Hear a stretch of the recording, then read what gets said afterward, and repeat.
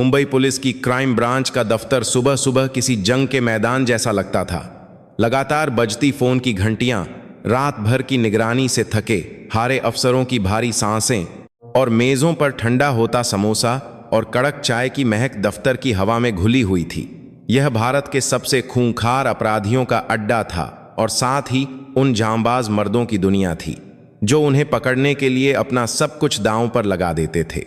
और इसी दुनिया के बीचों बीच थी इंस्पेक्टर अनन्या शर्मा। राष्ट्रीय पुलिस अकादमी से अभी ग्रेजुएट हुई और इस क्राइम ब्रांच में पोस्टिंग हुए उसे बस 1 महीना ही हुआ था। एक नौसिखिया महिला अफसर वह दफ्तर के कोने में सबसे पुरानी मेज पर बैठी फाइलों के ढेर को संवार रही थी। उसका मुख्य काम फील्ड पर जाने वाले दूसरे अफसरों की मदद करना था, एक तरह से सपोर्ट स्टाफ। सबूतों की तस्वीरें स्कैन करना, रिपोर्ट टाइप करना और पूरी टीम के लिए चाय बनाना। अनन्या, यहां चाय खत्म हो गई है, थोड़ा तो ध्यान रखा करो। सीनियर इंस्पेक्टर विक्रम सिंह की दहाड़ सुनकर अनन्या हड़बड़ाकर अपनी जगह से उठी। वह घबराहट में कागज के कप लेकर पैंट्री की ओर भागी, लेकिन अपनी ही मेज के कोने से टकरा गई और फाइलों का पूरा बंडल जमीन पर बिखर गया। खड़खड़ की आवाज के साथ दर्जनों कागज चारों तरफ फैल गए। हे भगवान, ये लड़की पता नहीं कैसे पुलिस अकादमी में टॉप कर गई। दफ्तर की ऐस कही जाने वाली इंस्पेक्टर रिया कपूर ने उसे दया भरी नजरों से देखते हुए कहा। दूसरे पुरुष अफसर भी फुसफुसाने लगे, औरतें कभी भी सलीके से काम नहीं कर सकती।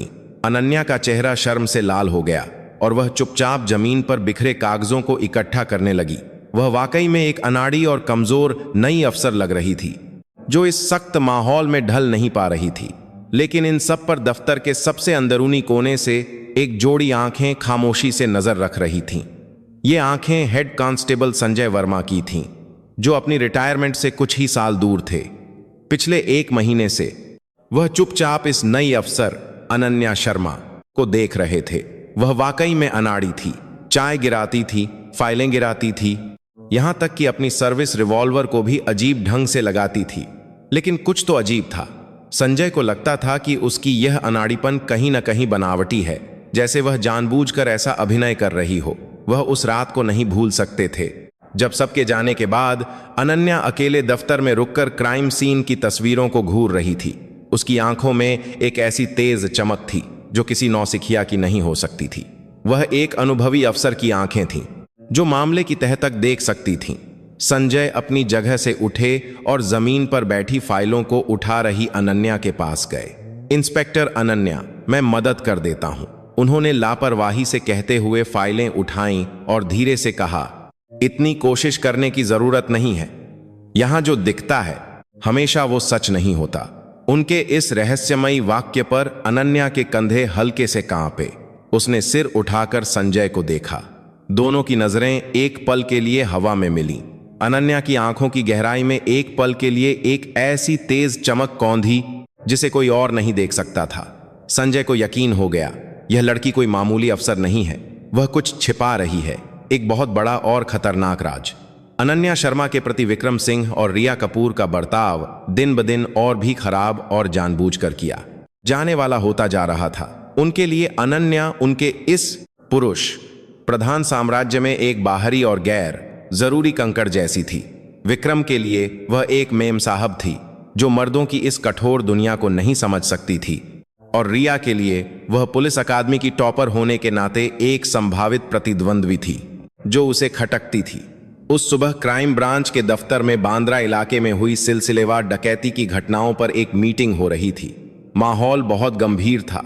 अपराधी कोई सुराग नहीं छोड़ रहा था और जांच 1 महीने से वहीं की वहीं अटकी हुई थी।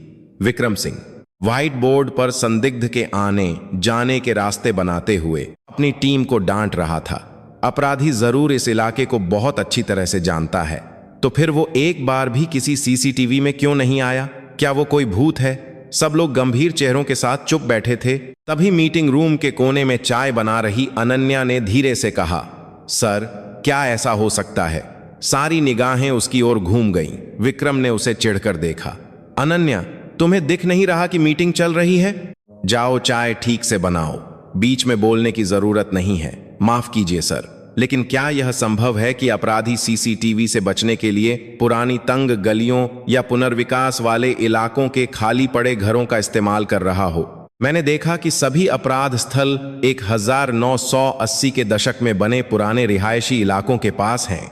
उसका विश्लेषण तेज और तर्कपूर्ण था, लेकिन विक्रम उसकी बात सुनने को तैयार नहीं था। उसने हंसकर उसे नजरअंदाज कर दिया। अनन्या, तुम एक पुलिस अफसर नहीं, क्लर्क हो। जाओ फाइलें ठीक करो। अपराधियों के दिमाग को समझना हम जैसे मर्दों का काम है, औरतों का नहीं। यह एक साफ साफ लिंगभेदी टिप्पणी थी। तभी ऐस कही जाने वाली रिया कपूर अपने नाखून सोमवारते हुए तंज कसने लगी। सर, इतना मत डांटिए। हमारी अनन्या जी आजकल क्राइम पेट्रोल कुछ ज्यादा ही देख रही हैं, है ना? अनन्या असलियत टीवी सीरियलों से बहुत अलग होती है। उसकी बात पर कुछ पुरुष अफसर हौंस पड़े। अनन्या कुछ और नहीं कह सकी और शर्म से लाल चेहरे के साथ सिर झुका लिया। केवल संजय वर्मा ही उसे अफसोस भरी नजरों से देख रहे थे। कुछ दिनों बाद मीठी नदी के किनारे एक लाश मिली। पूरी क्राइम ब्रांच की टीम मौके पर पहुंची। हल्की हल्की बारिश हो रही थी और मौसम ठंडा था। पीले रंग की पुलिस टेप से घिरे क्राइम सीन के अंदर फोरेंसिक टीम के लोग तेजी से काम कर रहे थे। अनन्या पहली बार किसी पुलिस लोक साइंकी में कर क्राइम सीन पर आई थी, इसीलिए वह उत्साहित होने के साथ साथ थोड़ी घबराई हुई भी थी। लेकिन उसकी उम्मीदें विक्रम सिंह के एक वाक्य से चकनाचूर हो गईं। अनन्या, तुम उस पुलिस टेप के बाहर ही इंतजार करो। लेकिन सर, मैं भी। यह जगह तुम जैसी औरतों के लिए नहीं है। कहीं लाश देखकर बेहोश हो गईं तो और मुसीबत हो जाएगी। तुम बस यह देखो कि कोई रिपोर्टर या तमाशबीन अंदर ना आए। यह एक अपमानजनक आदेश था जो उसे घटनास्थल से पूरी तरह से बाहर रखने के लिए था। रिया कपूर यह देखकर मन ही मन मुस्कुराई। उसने जानबूझकर क्राइम सीन की फाइलों का एक मोटा बंडल अनन्या को थमा दिया। अनन्या, जरा ये पकड़ना। बारिश में भीगना नहीं चाहिए। बहुत जरूरी कागज हैं। वैसे भी तुम्हारे हाथों में बंदूक से ज्यादा ये फाइलें ही अच्छी लगती हैं। अनन्या ने बिना कुछ कहे चुपचाप फाइलें ले लीं। उसे उस ठंडी बारिश में घंटों वहीं खड़े रहकर पुलिस टेप की निगरानी करनी पड़ी, जबकि उसके साथी अफसर अंदर बाहर आ जा रहे थे, सबूत इकट्ठा कर रहे थे और गवाहों से पूछताछ कर रहे थे। वह बस दूर से यह सब देख सकती थी, जैसे किसी पारदर्शी शीशे की दीवार के पीछे खड़ी एक बाहरी इंसान हो। उस रात जब मामला कुछ हद तक सुलझ गया तो क्राइम ब्रांच की टीम पास के एक ढाबे पर खाने पीने पहुंची। थके हारे अफसर जोर जोर से बातें कर रहे थे और जाम टकरा रहे थे। चलो, आज सबने बहुत अच्छा काम किया। हमारी क्राइम ब्रांच यूनिट 1 के नाम। विक्रम सिंह ने व्हिस्की का गिलास उठाते हुए कहा। अनन्या एक कोने में बैठी चुपचाप कबाब भून रही थी। उसे ऐसी शोर शराबे वाली महफिलें अभी भी अजीब और असहज लगती थीं। तभी रिया कपूर ने अपना खाली गिलास उसकी तरफ खिसका दिया। अनन्या, क्या कर रही हो? टीम की सबसे जूनियर का गिलास खाली है, तुम्हें खुद भरना चाहिए। नौकरी करना नहीं सीखा क्या? उसकी बात सुनकर दूसरे पुरुष अफसरों ने भी जैसे इंतजार ही कर रहे हों अपने अपने खाली गिलास आगे बढ़ा दिए। अनन्या, मेरा भी। यहां एक और बोतल लाओ। पल भर में अनन्या क्राइम ब्रांच की अफसर से शराब परोसने वाली लड़की बन गई थी। उसे मजबूरन उठकर अपने सीनियर्स के गिलासों में शराब डालनी पड़ी। विक्रम सिंह यह सब संतुष्ट भाव से देख रहा था। उसने नशे में लाल चेहरे के साथ जोर से कहा, हाँ, यही तो बात है। क्राइम ब्रांच में औरत की क्या जरूरत है? इसी काम के लिए तो होती हैं। हम जैसे झामबाज अफसरों का माहौल थोड़ा रंगीन बनाने के लिए, शराब परोसने के लिए। क्यों दोस्तों, सही कहा ना? उसकी इस घटिया बात पर पुरुष अफसरों ने बिल्कुल सही, सर, कहते हुए शोर मचाया। उनकी नजरों में अब अनन्या एक साथी पुलिस अफसर नहीं थी। वह बस उनके मनोरंजन के लिए एक खूबसूरत शराब परोसने वाली लड़की थी। अनन्या ने अपने होंठ भींच लिए। एक गर्म सी चीज उसके गले तक आ गई, लेकिन उसने उसे किसी तरह निगल लिया और फिर जैसे कुछ हुआ ही ना हो, उसने फिर से एक सीनियर के खाली गिलास में शराब भर दी। उसका हाथ बहुत हल्का सा कांप रहा था। उस नर्क जैसी पार्टी के खत्म होने के बाद अनन्या लड़खड़ाते कदमों से अपने छोटे से एक कमरे के फ्लैट पर लौटी। दरवाजा खोलते ही ठंडी और शांत हवा ने उसका स्वागत किया। कमरे में एक पुराना बिस्तर और एक छोटी सी मेज के अलावा कुछ नहीं था। कोई कल्पना भी नहीं कर सकता था कि यह मुंबई के पुलिस कमिश्नर की बेटी का कमरा है। उसने भारी शरीर के साथ शावर लिया। गर्म पानी की धार जैसे दिन भर उसके शरीर और मन पर जमा हुई सारी गंदगी और अपमान को धो रही थी। जब वह गीले बालों को तौलिए से पोंछती हुई बाहर निकली तो मेज पर रखा उसका फोन वाइब्रेट हुआ। स्क्रीन पर एक नाम चमक रहा था जिसे वह दुनिया में सबसे ज्यादा प्यार और सम्मान करती थी, पापा। वह एक पल के लिए झिझकी, फिर एक गहरी सांस लेकर जितनी हो सके उतनी खुश आवाज में फोन उठाया। हाँ पापा, मैं अनन्या। इतनी रात को कैसे याद किया? फोन के दूसरी तरफ से उसके पिता पुलिस कमिश्नर राजेंद्र शर्मा की गहरी और दमदार आवाज आई। मेरी बेटी, आवाज इतनी भारी क्यों लग रही है? अभी तक ऑफिस से नहीं लौटी क्या? नहीं पापा, अभी आई हूं। आज टीम की पार्टी थी, थोड़ी देर हो गई। सीनियर्स ने मेरा स्वागत करने के लिए बहुत कुछ खिलाया पिलाया और मेरा बहुत ध्यान रखते हैं। अनन्या ने बड़ी सफाई से झूठ बोला। वह नहीं चाहती थी कि उसके पिता उसकी वजह से एक पल के लिए भी परेशान हो। अच्छा, ये तो अच्छी बात है। क्राइम ब्रांच का काम बहुत मुश्किल है। मुझे चिंता थी कि तुम वहां कैसे ढल पाओगी। विक्रम सिंह कैसा आदमी है? मेरा जूनियर रहा है, काबिल है, पर थोड़ा तुनका मिजाज है।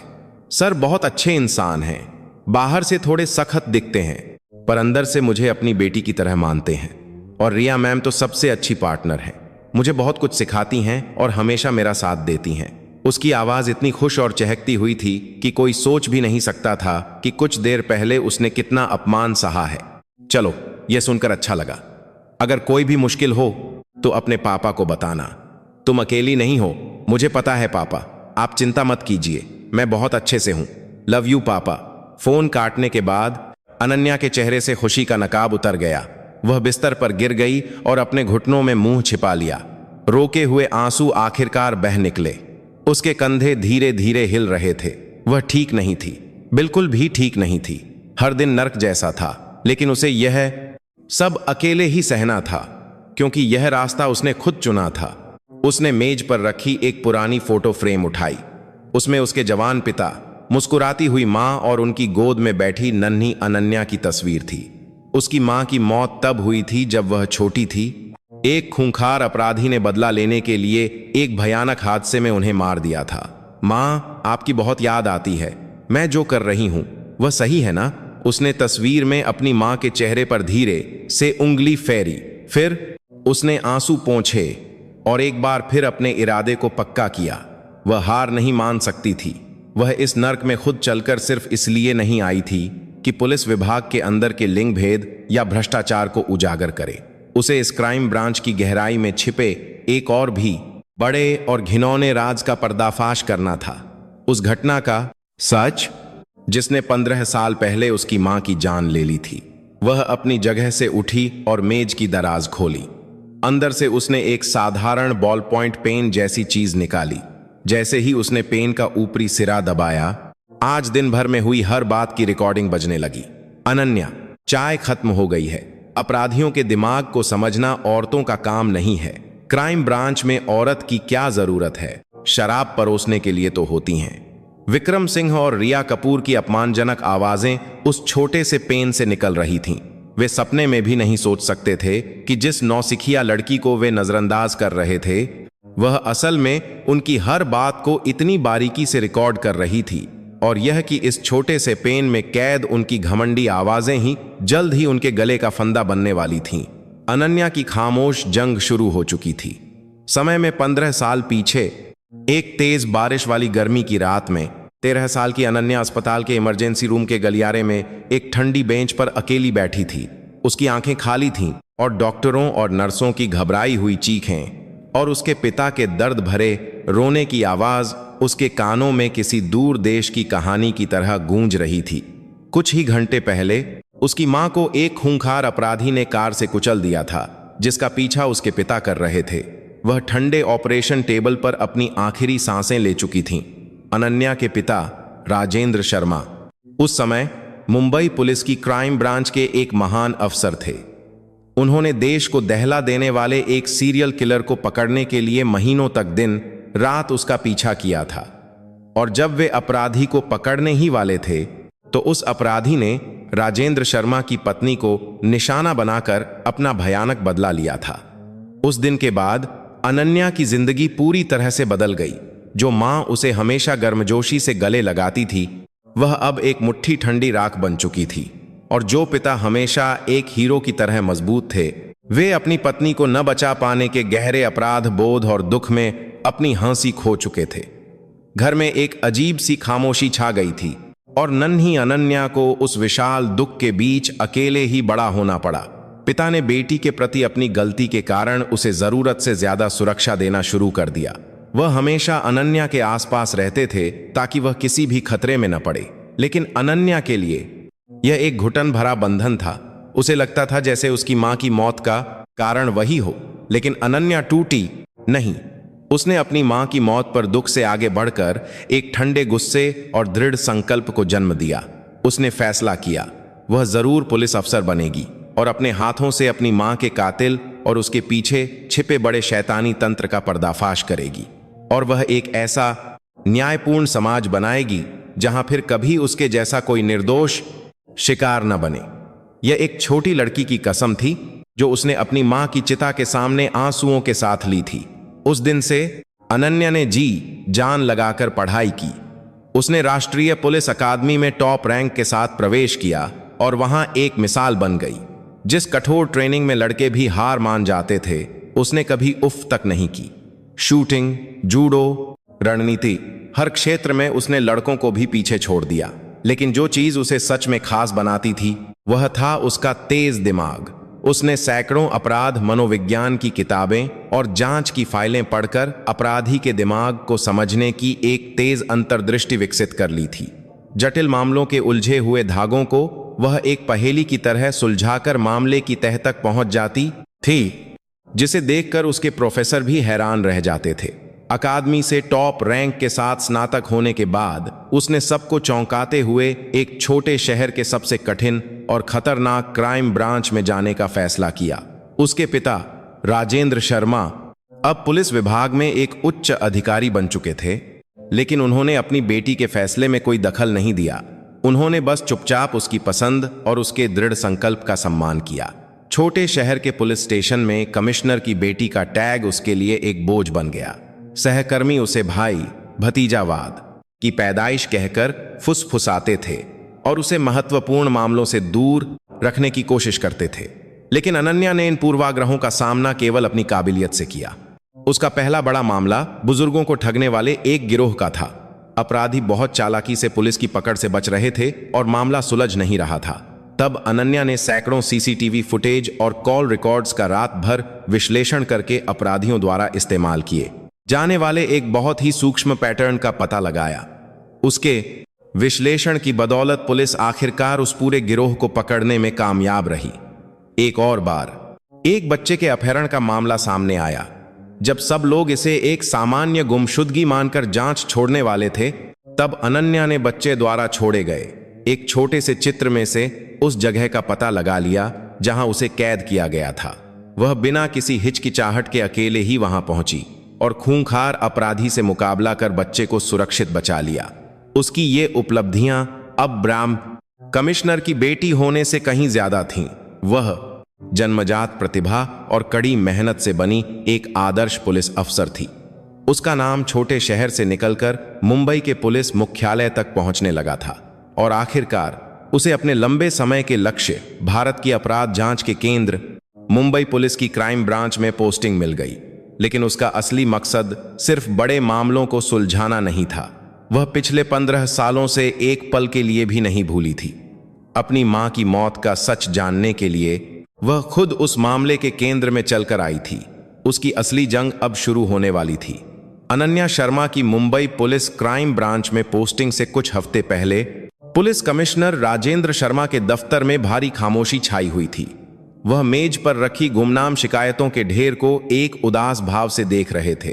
कमिश्नर बनने के बाद से वह पूरे पुलिस विभाग से भ्रष्टाचार को जड़ से खत्म करने के लिए एक बड़ा सुधार अभियान चला रहे थे। लेकिन उनके इस सुधार को विभाग के अंदर दशकों से जमी हुई एक अदृश्य और शक्तिशाली ताकत के प्रतिरोध का सामना करना पड़ रहा था। और इस प्रतिरोध का केंद्र अभाग से जंबिक है। इन निर्भय दशकों से जमी हुई एक अदृश्य और शक्तिशाली ताकत के प्रतिरोध का सामना करना पड़ रहा था। मुंबई पुलिस की क्राइम ब्रांच। शिकायतों का मजमून चौंकाने वाला था।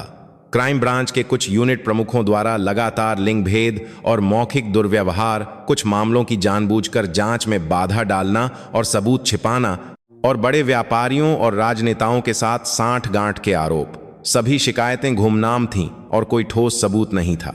लेकिन दर्जनों शिकायतें एक ही जगह की ओर इशारा कर रही थीं। इंस्पेक्टर विक्रम सिंह के नेतृत्व वाली crime branch unit 1 Rajendra Sharma को एहसास हो गया, यह सिर्फ आंतरिक असंतोष नहीं था, यह एक खतरनाक संकेत था कि पुलिस विभाग का दिल सड़ रहा था, लेकिन वह जल्दबाजी में कोई कदम नहीं उठा सकते थे। विक्रम सिंह पुलिस विभाग के सबसे शक्तिशाली गुट का एक प्रमुख सदस्य था और उसे गलत तरीके से छूने का मतलब था कि उनका पूरा सुधार अभियान विफल हो सकता था। उन्हें एक ऐसे अकाट्य सबूत की जरूरत थी जिसे कोई नकार न सके।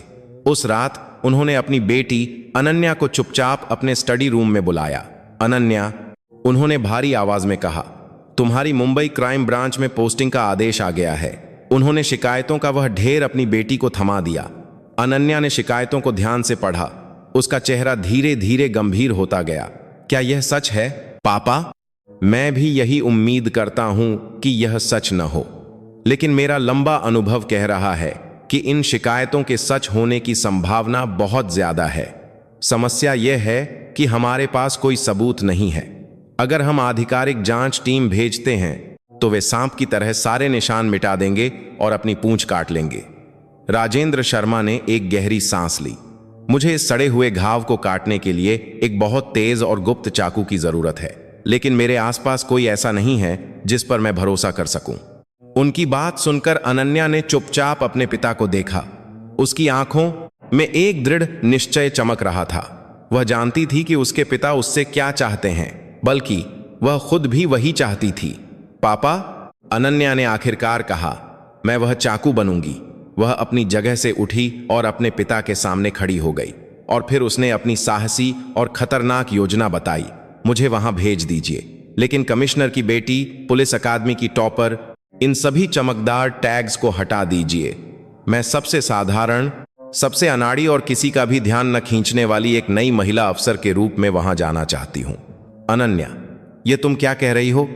राजेंद्र शर्मा हैरान होकर अपनी जगह से उठ खड़े हुए। तुम अच्छी तरह जानती हो कि वह जगह कितनी खतरनाक है। अगर तुम इस रूप में वहां गईं, तो वे भेड़िए जैसे लोग तुम्हारे साथ क्या सलूक करेंगे। मैं इसकी इजाजत कभी नहीं दे सकता।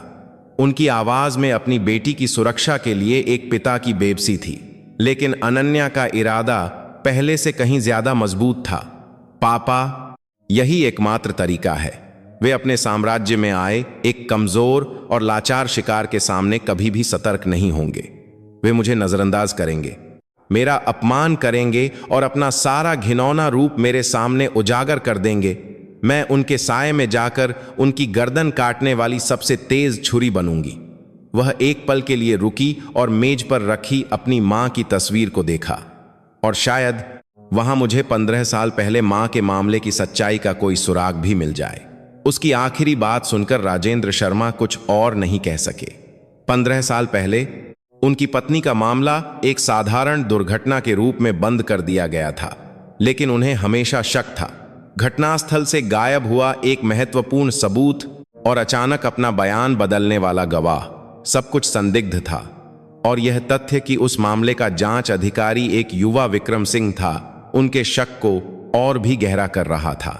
यह खतरनाक है अनन्या, सच में बहुत ज्यादा खतरनाक, उन्होंने कांपती आवाज में कहा। मुझे पता है पापा, अनन्या ने अपने पिता का हाथ पकड़ा, लेकिन मैं अब और नहीं भागूंगी, न तो एक पुलिस अफसर के रूप में अपने कर्तव्य से और न ही एक बेटी के रूप में अपनी किस्मत से। क्या आपको मुझ पर भरोसा नहीं है? राजेंद्र शर्मा ने अपनी बेटी की अडिग आंखों में देर तक देखा। उन आंखों में 15 साल पहले अपनी मां को खोने वाली एक छोटी लड़की का दुख था, और साथ ही अब अपने पिता की रक्षा करने और दुनिया में न्याय स्थापित करने वाली एक मजबूत पुलिस अफसर का इरादा भी था। उन्होंने महसूस किया कि वह अब अपनी बेटी को नहीं रोक सकते। उन्होंने एक गहरी सांस ली और आखिरकार फैसला किया, ठीक है, मैं इजाजत देता हूं। वह अपनी जगह से उठे और अपनी बेटी के कंधे पकड़े, लेकिन एक वादा करो, किसी भी हालत में तुम खुद को नहीं खोओगी, और अगर एक बार भी खतरे का संकेत मिला तो तुम तुरंत ऑपरेशन बंद कर दोगी और वापस आ जाओगी। समझी? जी पापा, मैं ध्यान रखूंगी।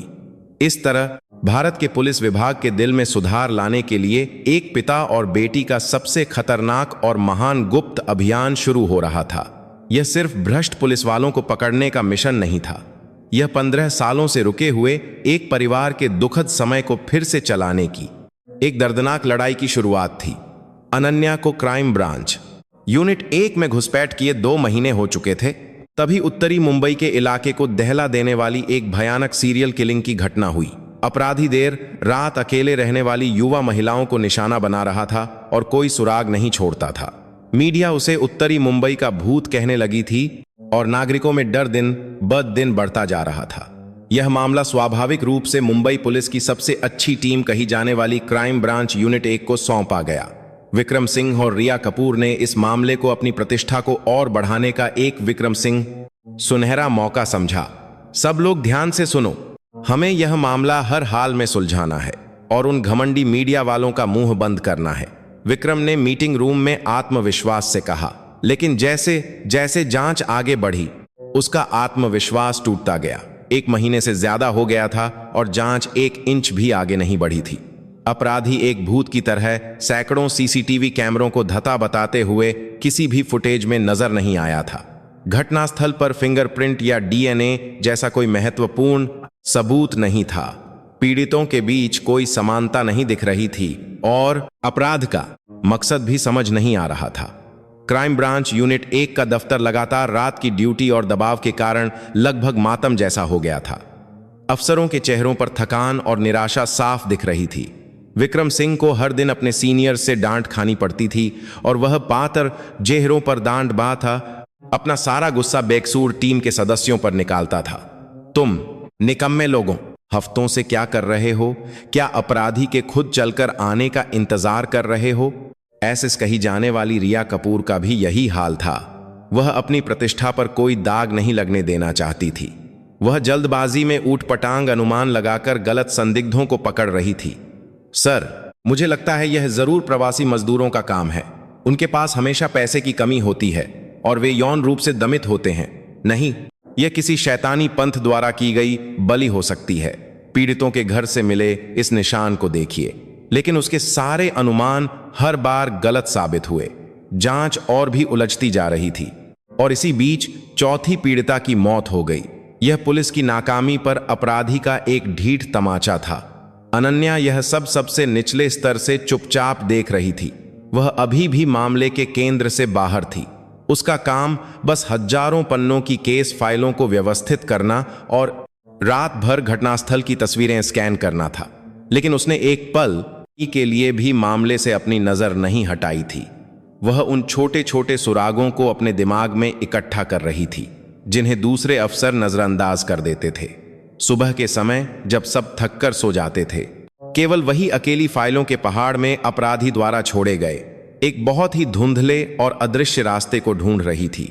वह जानती थी हर अपराध कोई न कोई निशान जरूर छोड़ता है और वह निशान सबसे अप्रत्याशित, सबसे छोटी जगह पर छिपा होता है।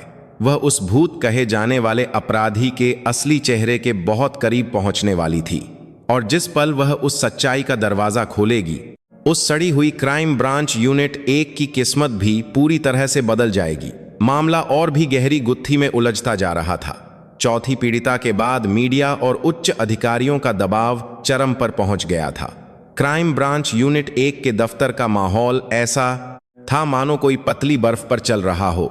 विक्रम सिंह हर दिन नशे में धुत रहता था और रिया कपूर चिड़चिड़ाकर फाइलों को पलटती रहती थी और बेमतलब की थ्योरी देती रहती थी। अपराधी जरूर पीड़ितों का कोई जानकार है जिसकी उनसे कोई दुश्मनी है। नहीं, यह एक मनोरोगी हत्यारा है जो किसी को भी निशाना बना रहा है। उनकी खोखली चीखें बस निराश दफ्तर में गूंज रही थीं। इस सारे हंगामे के बीच केवल अनन्या ही खामोशी से अपनी लड़ाई लड़ रही थी। उसने पिछले कुछ दिनों से बिना सोए चारों हत्याओं के घटनास्थल से इकट्ठा की गई हजारों तस्वीरों और पीड़ितों के सैकड़ों परिचितों के बयानों को फिर से पढ़ना शुरू कर दिया था। उसकी आंखें एक डान ने कारे तेलाक से भात और पला के पराने प्रामादीस माथा जाइंग बात हाई एंड स्कैनर की तरह भारी भरकम डेटा में से उन बारीक कड़ियों को ढूंढ रही थीं जिन्हें कोई और नहीं देख पाया था। और आखिरकार एक सुबह जब सब थककर सो रहे थे, उसने उसे ढूंढ निकाला। यह एक इतना छोटा सुराग था कि किसी ने भी उस पर ध्यान नहीं दिया था। चारों हत्या स्थलों पर एक जैसी बहुत महीन धूल मिली थी। फोरेंसिक की पहली रिपोर्ट में इसे विश्लेषण के लिए अपर्याप्त सामान्य धूल बताया गया था, लेकिन अनन्या को लगा कि इस धूल के कणों का आकार शहर की सामान्य धूल से अलग है। यह एक खास तरह की चिकनी मिट्टी और खनिजों का मिश्रण था जो बहुत दुर्लभ था। यह मिट्टी कहां से आई? उसने रात भर मुंबई के आस पास के सभी भूवैज्ञानिक डेटा और निर्माण स्थलों की रिपोर्टें खंगालीं और आखिरकार नक्शे पर एक जगह आकर उसकी नजरें रुक गईं। मुंबई के बाहरी इलाके में एक पुरानी बंद पड़ी मिट्टी के बर्तनों की फैक्ट्री। वह जगह दशकों पहले दुर्लभ सफेद मिट्टी के बर्तनों के लिए प्रसिद्ध थी। अपराधी का इस जगह से कोई संबंध है, उसे अपने इस अनुमान पर रोंगटे खड़े हो गए, लेकिन वह यह बात विक्रम सिंह या रिया कपूर को नहीं बता सकती थी।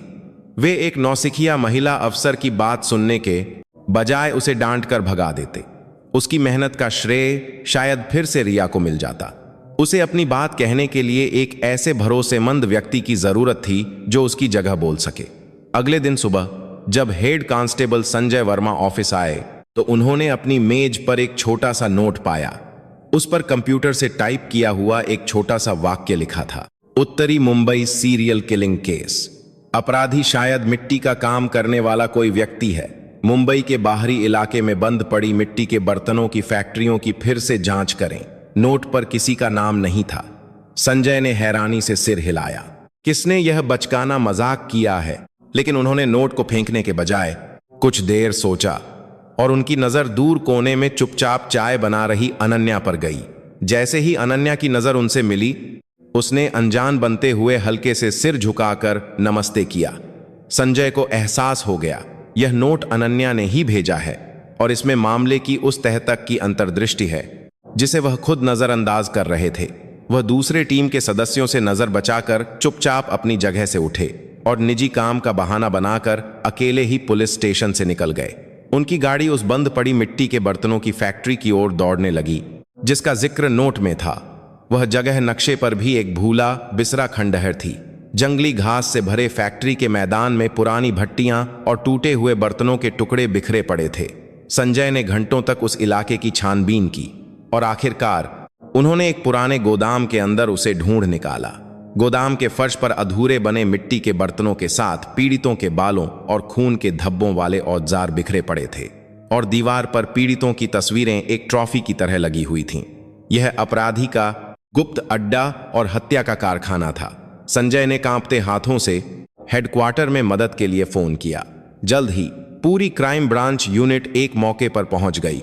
विक्रम सिंह और रिया कपूर यह देखकर हैरान और जलन से भर गए कि जिस महत्वपूर्ण सुराग को वे ढूंढ नहीं पाए, उसे एक रिटायर होने वाले बूढ़े अफसर ने ढूंढ निकाला। संजय सर, आपको यह जगह कैसे मिली?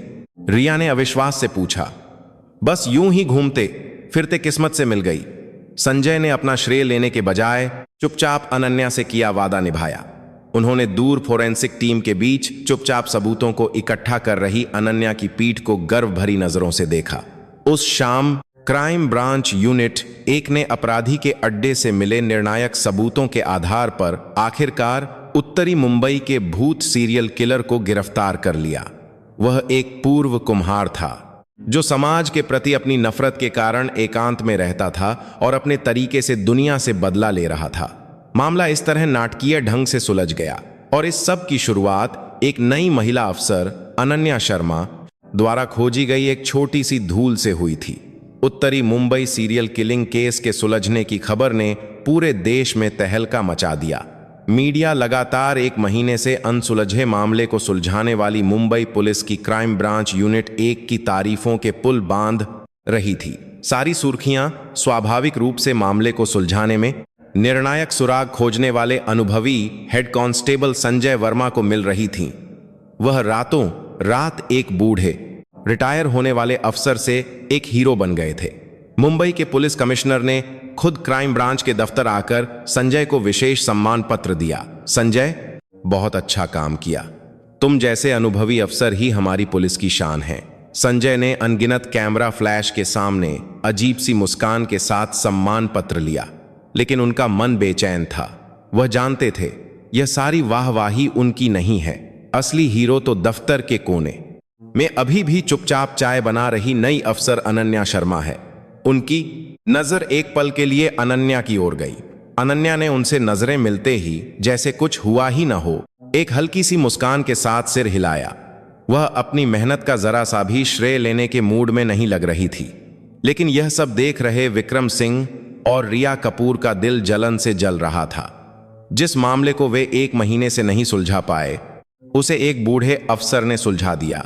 यह बात ही उनके आत्मसम्मान को ठेस पहुंचा रही थी, और ऊपर से सारी वाहवाही भी उसे ही मिल रही थी। यह उनसे सहा नहीं जा रहा था। संजय सर, बड़े खुश लग रहे हैं। जिंदगी भर की तारीफ आज ही मिल गई लगता है, रिया ने संजय से ताना मारते हुए कहा। बस किस्मत अच्छी थी, संजय ने विनम्रता से जवाब दिया। किस्मत? विक्रम ने हंसते हुए कहा। सर, आपके मुंह से विनम्रता अच्छी नहीं लगती, या फिर कोई और बात है? कहीं किसी ने आपकी मदद तो नहीं की? उसकी तेज नजर अनन्या की ओर गई। अनन्या ने जानबूझकर उसकी नजरों से बचने की कोशिश की, लेकिन रिया ने वह पल पकड़ लिया। उसके दिमाग में अनन्या का तेज विश्लेषण, संजय की अचानक की गई अकेले की कार्रवाई और इन सब के जुड़ने से एक अशुभ सा अंदेशा हुआ। कहीं इस लड़की का तो हाथ नहीं है। उस दिन के बाद विक्रम और रिया द्वारा अनन्या को परेशान करना और भी ज्यादा बढ़ गया। वे किसी भी तरह से अनन्या के योगदान को कम करके उसे फिर से एक अनाड़ी नौसिखिया की जगह पर लाना चाहते थे। अनन्या, उस दिन मीटिंग में जो तुमने कहा था वह तो बस तुक्का था, है ना? ऐसे जताती हो जैसे सब कुछ तुम ही जानती हो। रिया जब भी गलियारे में मिलती, जानबूझकर दूसरे अफसरों को सुनाकर उसे डांटती। विक्रम भी हर छोटी छोटी बात पर अनन्या की गलती निकालता। अनन्या, रिपोर्ट में टाइपिंग की गलती है। पुलिस अकादमी की टॉपर होकर इतना भी नहीं कर सकती? अनन्या, चाहे इतनी फीकी क्यों है? मर्दों की दुनिया में रहना है तो ये छोटी छोटी बातें तो ठीक से करनी पड़ेंगी। उनकी इस बचकानी हरकतों के बावजूद अनन्या अभी भी चुपचाप अपना काम करती रही, लेकिन क्राइम ब्रांच यूनिट 1 के दूसरे सदस्यों की नजरें धीरे धीरे बदल रही थीं।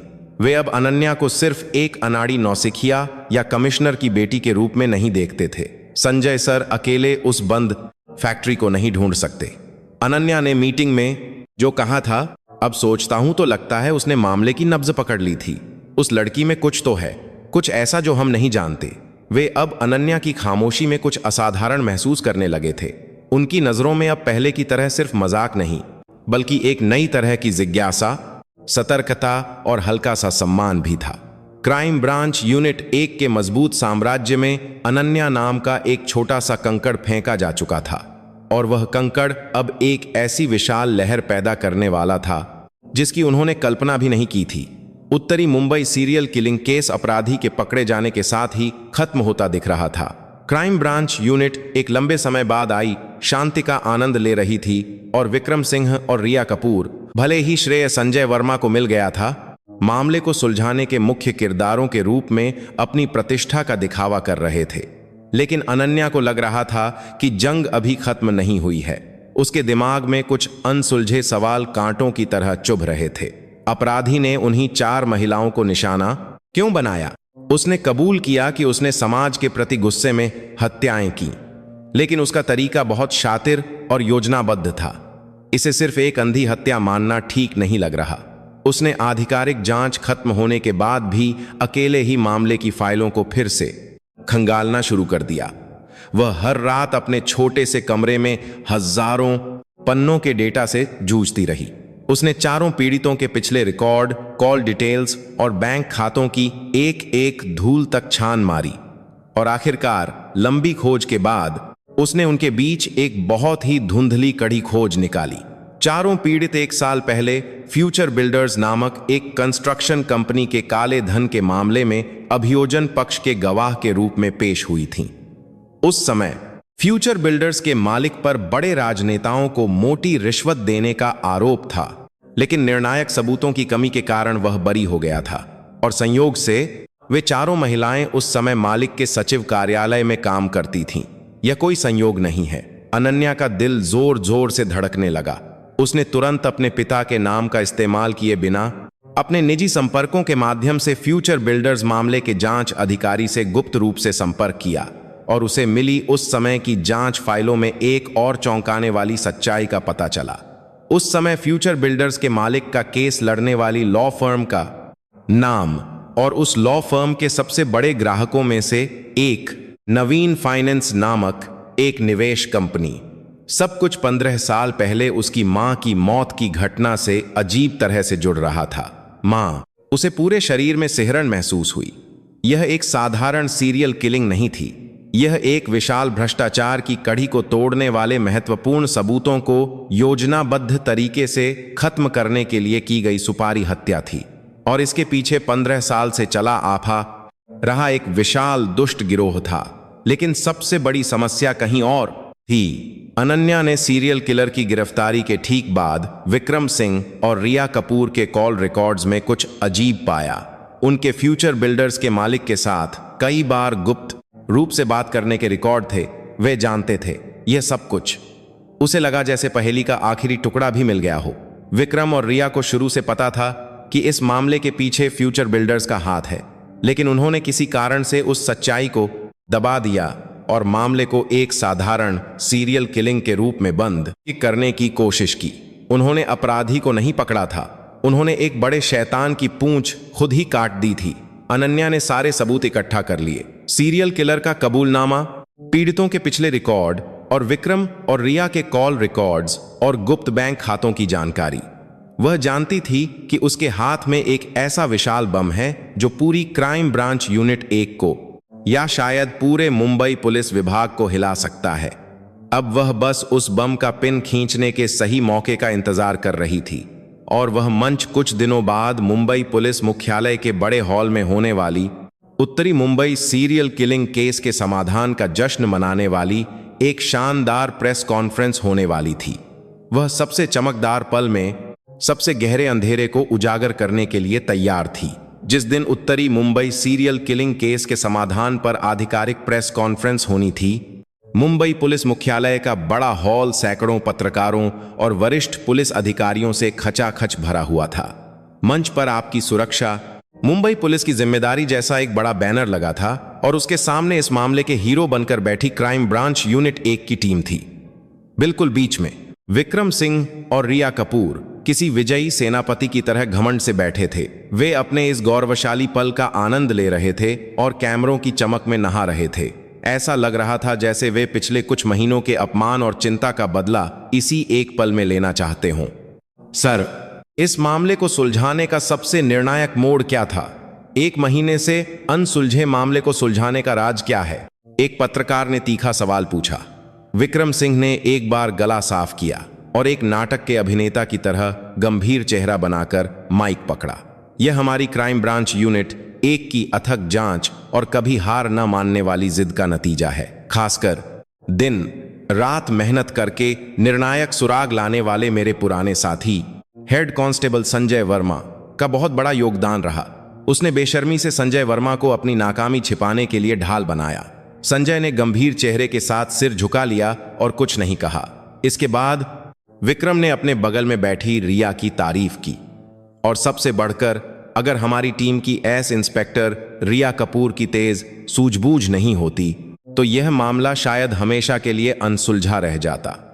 उनके शानदार विचारों और सहज प्रोफाइलिंग ने हमें अंधेरे में एक रोशनी की किरण दिखाई।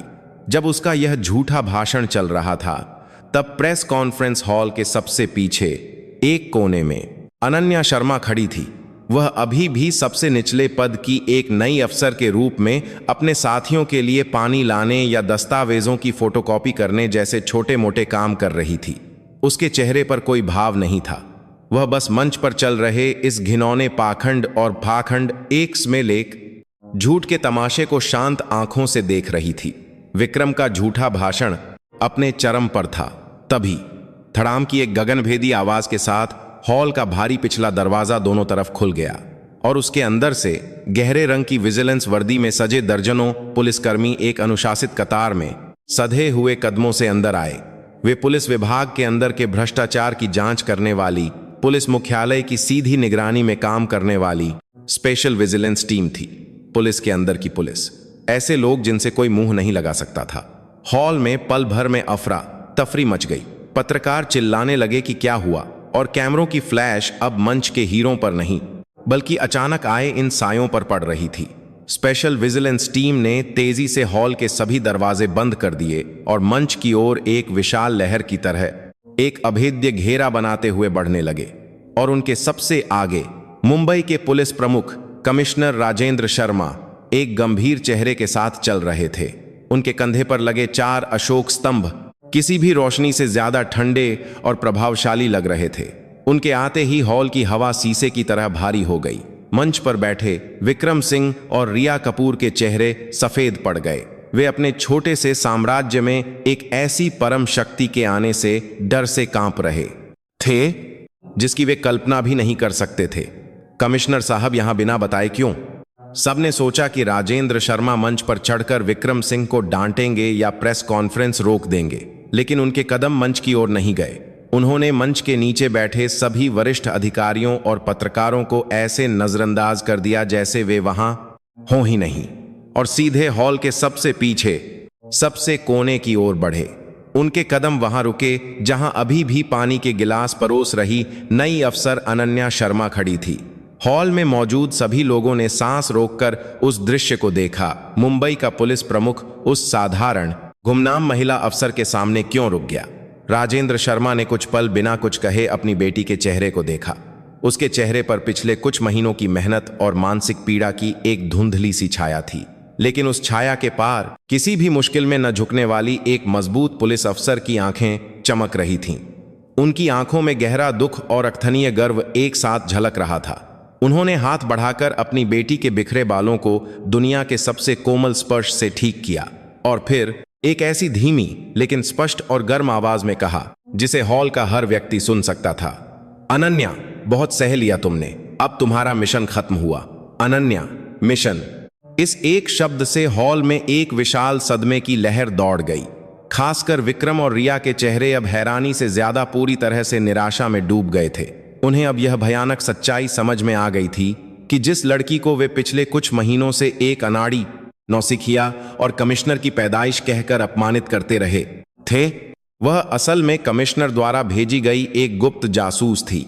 उसकी सारी अनाड़ी हरकतें असल में उनके घिनौने चेहरे को देखने के लिए एक आदर्श छलावा थीं। राजेंद्र शर्मा ने अब बर्फ जैसी ठंडी आंखों से मंच पर बैठे उन दोनों को देखा, इंस्पेक्टर विक्रम सिंह और सादे इंस्पेक्टर रिया कपूर। उनकी आवाज सर्दियों की औस से भी ज्यादा ठंडी होकर पूरे हॉल में गूंजी। तुम्हारी शानदार वीरता की कहानी हमने सुन ली। अब समय आ गया है कि तुम लोगों ने अब तक क्या क्या छिपाया है वह सीधे जनता के सामने बताओ। उन्होंने हाथ से इशारा किया। मंच के पीछे की विशाल स्क्रीन पर मामला सुलझा वाले बैनर की जगह गहरा अंधेरा छा गया और उस अंधेरे में से विक्रम सिंह की आवाज आने लगी। यह अनन्या द्वारा अपने छोटे से पॉट पेनर 2 रिकॉर्डर से पिछले कुछ महीनों में इकट्ठा किए गए अपराध के वे अकाट्य सबूत थे। चिंता मत कीजिए चेयरमैन साहब, उस सीरियल किलर ने कबूल कर लिया है कि सब कुछ उसी ने किया है। अब आप चैन की नींद सो सकते हैं। यह फ्यूचर बिल्डर्स के मालिक के साथ हुई गुप्त बातचीत का अंश था।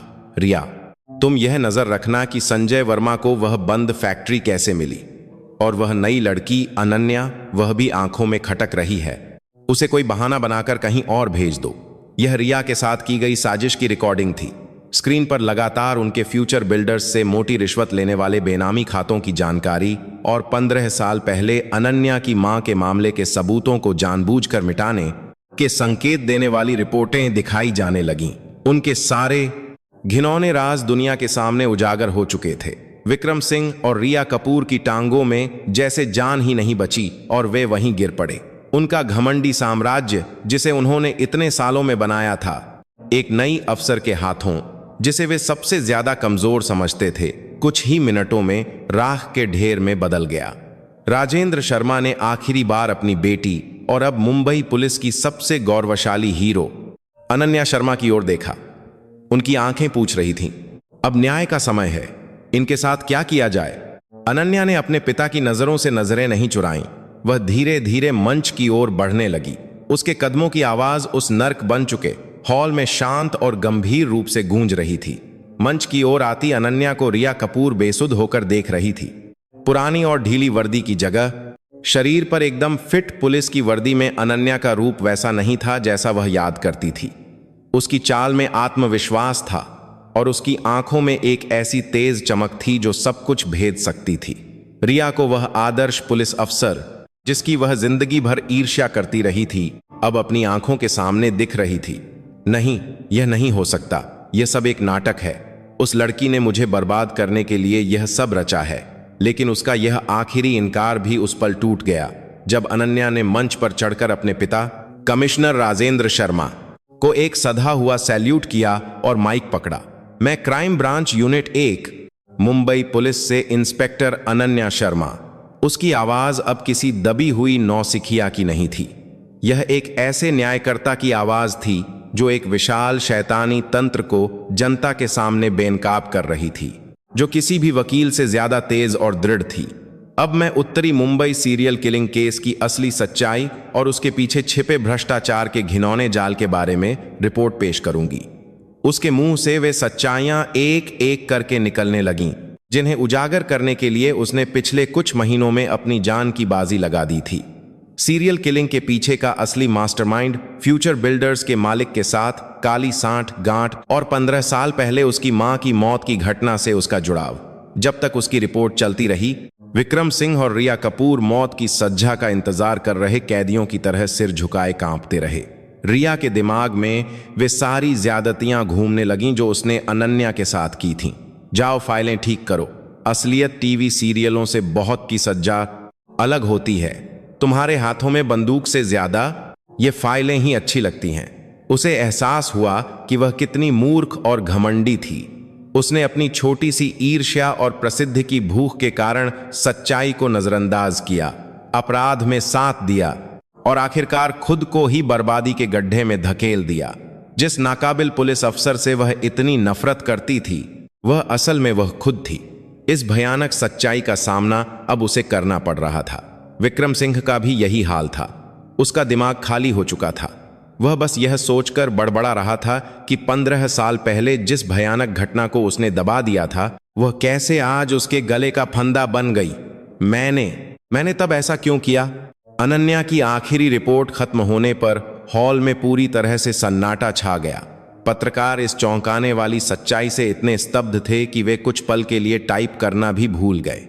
राजेंद्र शर्मा ने अपनी बेटी के कंधे पर गर्व से थपकी दी और फिर से माइक पकड़ा। स्पेशल विजिलेंस टीम, अभी तुरंत आरोपी इंस्पेक्टर विक्रम सिंह और इंस्पेक्टर रिया कपूर को सबूत मिटाने और भागने की आशंका के चलते मौके पर ही गिरफ्तार करे। उनका आदेश मिलते ही हॉल के पीछे खड़े विजिलेंस टीम के अफसर मंच पर चढ़ाए। उन्होंने बेसुध बैठे विक्रम और रिया की बाहें पकड़कर उन्हें उठाया। ये क्या बकवास है? जानते हो मैं कौन हूं? विक्रम ने आखिरी बार चिल्लाने की कोशिश की, लेकिन उसका प्रतिरोध व्यर्थ था। विक्रम सिंह, अब तुम पुलिस वाले नहीं हो, तुम बस कानून के फैसले का इंतजार कर रहे एक अपराधी हो। एक विजिलेंस अफसर ने उसके कान में बर्फ की तरह ठंडी आवाज में कहा। खट्टाक की एक ठंडी धातुई आवाज के साथ उनकी कलाइयों पर चांदी की हथकड़ियां लग गईं। सैकड़ों कैमरों की फ्लैश मुंबई पुलिस के सबसे शर्मनाक पल को बेरहमी से कैद कर रही थी। रिया को जब ले जाया जा रहा था तो उसने आखिरी बार मंच पर खड़ी अनन्या को देखा। उसकी आंखों में आंसुओं के साथ हार स्वीकार करने वाली एक खाली नजर थी। उसने होठों से बहुत धीरे से कहा, तुम जीत गई। अनन्या ने उसे बिना किसी दया या नफरत के बस एक खाली नजर से देखा। इस तरह झूठ और पाखंड पर बना क्राइम ब्रांच यूनिट 1 का मिथक एक सच्ची पुलिस अफसर के हाथों बहुत ही आसानी से खत्म हो रहा था और उस घिनौने खंडहर पर अनन्या नाम की एक नई उम्मीद का अंकुर अब जोर शोर से फूट रहा था। इंस्पेक्टर अनन्या शर्मा द्वारा उजागर किया गया क्राइम ब्रांच गेट कांड एक ऐसे विशाल भूकंप की तरह था जिसने पूरे मुंबई पुलिस विभाग को हिलाकर रख दिया। यह तथ्य कि मौजूदा पुलिस कमिश्नर की बेटी ने खुद आंतरिक भ्रष्टाचार को उजागर करने के लिए अपनी पहचान छिपाकर एक अंडरकवर जांच की, किसी भी फिल्म से ज्यादा नाटकीय था और जनता का गुस्सा आसमान छू रहा था। सीबीआई ने तुरंत एक विशेष जांच टीम का गठन किया और फ्यूचर बिल्डर्स और पुलिस के वरिष्ठ अधिकारियों के बीच सांठ गांठ की व्यापक जांच शुरू की। जैसे जैसे जांच आगे बढ़ी, न केवल विक्रम और रिया बल्कि उनके भ्रष्टाचार को अनदेखा करने और उसमें साथ देने वाले कई अन्य पुलिस अधिकारियों के नाम भी सामने आने लगे। भ्रष्टाचार की एक विशाल श्रृंखला आखिरकार अपना घिनौना रूप दिखा रही थी। कुछ महीनों बाद अदालत में पूर्व इंस्पेक्टर विक्रम सिंह और पूर्व इंस्पेक्टर रिया कपूर पर फैसला सुनाया गया। उन्हें सबूतों से छेड़छाड़, रिश्वतखोरी और पद के दुरुपयोग के सभी आरोपों में दोषी पाया गया और कानून के तहत दी जाने वाली सबसे कड़ी सजाओं में से एक दी गई। कभी मुंबई पुलिस के सबसे बेहतरीन अफसर कहे जाने वाले इन दोनों का पतन सभी पुलिसकर्मियों के लिए एक दर्दनाक सबक था। इस कंबने वाली घटना के बाद पूरे पुलिस विभाग में सुधार की एक बड़ी लहर चली। पुलिस कमिश्नर राजेंद्र शर्मा ने अपनी बेटी द्वारा अपनी जान पर खेलकर उजागर की गई सच्चाई के आधार पर विभाग में गहरी जड़ें जमा चुके लिंगभेद को खत्म करने और एक ऐसी नई प्रणाली बनाने की शुरुआत की जहां केवल योग्यता और ईमानदारी का सम्मान हो। विवादों में घिरी मुंबई पुलिस की क्राइम ब्रांच यूनिट 1 को लगभग भंग कर दिया गया। ज्यादातर टीम के सदस्य दूसरे विभागों में भेज दिए गए और दफ्तर खाली होकर एक खंडहर जैसा दिखने लगा। लेकिन उस खंडहर में एक नई उम्मीद का बीज चुपचाप अंकुरित होने की तैयारी कर रहा था, और उस बीज को सींचने वाली कोई और नहीं बल्कि इस सारे बदलाव के केंद्र में रही इंस्पेक्टर अनन्या शर्मा खुद थीं। क्राइम ब्रांच गेट कांड के बाद अनन्या शर्मा रातों रात मुंबई पुलिस की हीरो बन गई। मीडिया उसे न्याय की देवी, भ्रष्टाचार का पर्दाफाश करने वाली जासूस कहने लगी और उसके हर कदम की खबरें छापने लगी। उसके साहसी कदम ने अन्याय पर चुप रहने वाले कई युवा पुलिस अधिकारियों को प्रेरित किया और वह पूरे पुलिस विभाग के लिए एक आइकन बन गई। मामला शांत होने के बाद पुलिस कमिश्नर राजेंद्र शर्मा ने अपनी बेटी अनन्या को अपने दफ्तर में बुलाया। वह अब एक सख्त बॉस नहीं बल्कि अपनी गौरवशाली बेटी को देख रहे एक पिता के रूप में उससे मिले। अनन्या, सच में बहुत बहुत शुक्रिया। अगर तुम नहीं होती तो शायद मैं जिंदगी भर इस सड़े हुए घाव के साथ जीता। तुमने मुझे और हमारे पूरे पुलिस विभाग को बचाया है। उन्होंने एक कागज अपनी बेटी को दिया। यह उसे इंस्पेक्टर से एसीपी सहायक पुलिस आयुक्त के पद पर विशेष पदोन्नति देने और पुलिस मुख्यालय के सबसे महत्वपूर्ण विभाग विजिलेंस सेल के प्रमुख के रूप में नियुक्त करने का एक असाधारण आदेश था। यह उसकी उपलब्धियों के लिए एक स्वाभाविक इनाम था, लेकिन अनन्या ने सिर हिलाकर मना कर दिया। पापा, नहीं कमिश्नर सर। उसने पहली बार अपने पिता के सामने एक पुलिस अफसर के रूप में अपनी राय रखी। इस सम्मान के लिए बहुत बहुत धन्यवाद, लेकिन मैं इसे स्वीकार नहीं कर सकती। राजेंद्र शर्मा ने हैरान होकर अपनी बेटी को देखा। क्यों? यह तुम्हारा अधिकार है, तुम्हारा सम्मान है। मैंने यह काम सम्मान के लिए नहीं किया था। अनन्या की आंखें पहले से कहीं ज्यादा दृढ़ और साफ थीं। मुझे लगता है कि मेरा मिशन अभी खत्म नहीं हुआ है। मेरी असली जगह मुख्यालय का आरामदायक दफ्तर नहीं, बल्कि वही जगह है जहां मैं कल रात तक थी, क्राइम ब्रांच यूनिट 1। क्या तुम उस खंडहर जैसी जगह पर वापस जाना चाहती हो? हाँ, वह जगह एक खंडहर है। विश्वास, सम्मान, भाईचारा सब कुछ वहां टूट चुका है, लेकिन इसीलिए मुझे वहां वापस जाना है। मैं अपने हाथों से उस खंडहर पर एक नया घर बनाना चाहती हूं। एक ऐसी सच्ची क्राइम ब्रांच टीम जो एक दूसरे पर भरोसा करे, एक दूसरे की रक्षा करे और सिर्फ न्याय के लिए लड़े। मैं उसे अपने हाथों से बनाना चाहती हूं। उसने अपने पिता की आंखों में सीधे देखते हुए अपनी महत्वाकांक्षा बताई। मुझे क्राइम ब्रांच यूनिट 1 के नए प्रमुख का पद दीजिए। यह मेरी उपलब्धियों का इनाम नहीं बल्कि एक नया मिशन होगा जिसे मुझे पूरा करना है।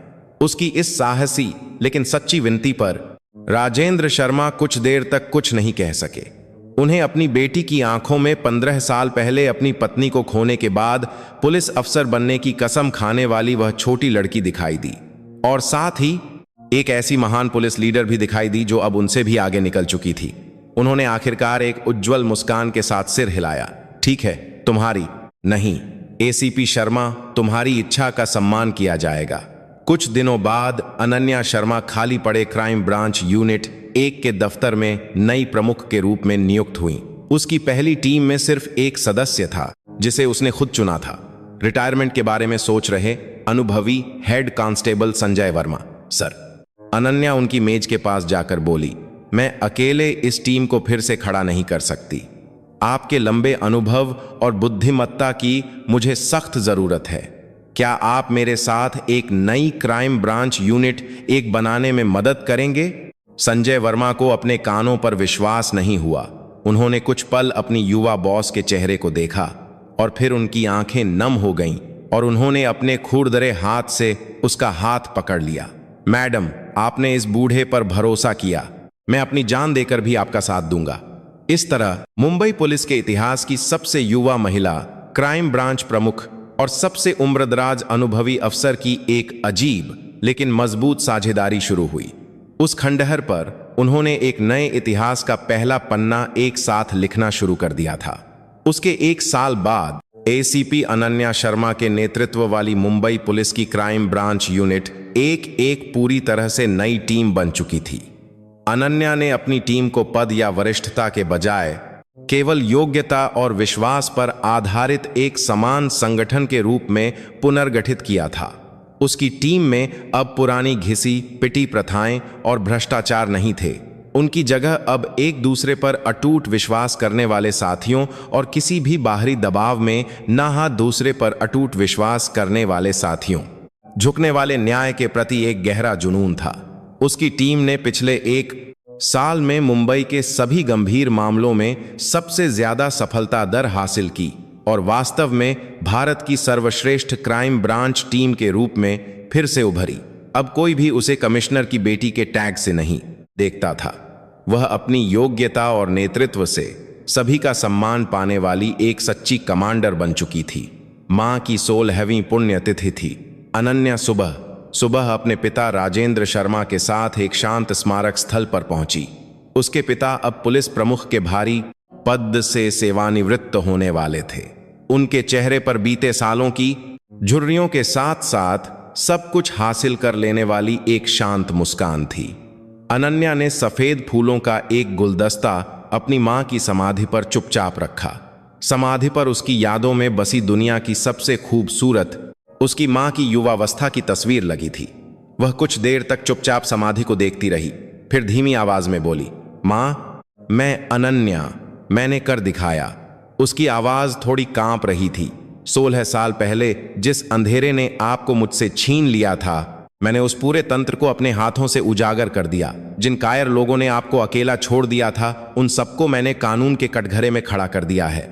उसने एक बार अपने पिता की ओर देखा और फिर समाधि की ओर मुड़कर कहा, और पापा और मैंने जिस पुलिस विभाग में अपनी पूरी जिंदगी लगा दी, उसे मैंने थोड़ा और गौरवशाली बना दिया है। एक ऐसा मजबूत और न्यायप्रिय विभाग जहां फिर कभी आपकी तरह कोई निर्दोष शिकार न बने। वह रोई नहीं। उसके चेहरे पर दुख के बजाय एक दृढ़ शांति और अपनी किस्मत को हरा देने का एक शांत गर्व था। राजेंद्र शर्मा ने चुपचाप अपनी बेटी के कंधे पर हाथ रखा। उनके उस खुरदरे हाथ में एक पिता का गहरा प्यार था जिसने अपनी पूरी जिंदगी अपनी बेटी के लिए समर्पित कर दी, और एक ऐसी महान पुलिस अफसर के लिए असीम गर्व था जो अब उनसे भी बहुत आगे निकल चुकी थी। तुम्हारी मां भी स्वर्ग में खुश हो रही होगी। मुझे तुम पर बहुत गर्व है, मेरी बेटी। ढलते सूरज की सुनहरी रोशनी उन दोनों के कंधों पर गर्मजोशी से पड़ रही थी। एक लड़की के दर्दनाक घाव से शुरू हुई एक लंबी लड़ाई अब एक महान पुलिस अफसर के जन्म के साथ खूबसूरती से समाप्त हो रही थी, और उन्होंने मिलकर जो उम्मीद जगाई थी, वह भविष्य में मुंबई पुलिस के लिए न्याय का एक नया रास्ता बनकर हमेशा चमकती रहेगी।